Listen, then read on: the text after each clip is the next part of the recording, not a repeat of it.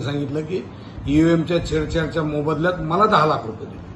एक कासलेना 10 लाख रुपये दिले, तर मग डिवायस एसपीला किती दिले, डीवायएसपीला किती दिले, पीआयला किती दिले, सर्व पोलीस प्रशासनाला किती दिले. हे करोडो रुपयाचा एक फार मोठा घोटाळा या ठिकाणी, एक स्कॅन्डल निर्माण या ठिकाणी धनंजय मुंडेंनी दाखवून दिलेला आहे. कुठल्याही लोकमताची गरज नाही, लोक सोबत राहायची गरज नाही.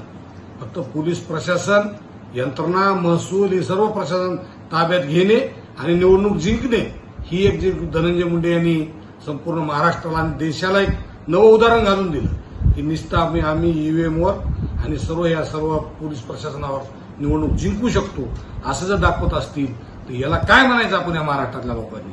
ही खरी लोकशाही आहे का?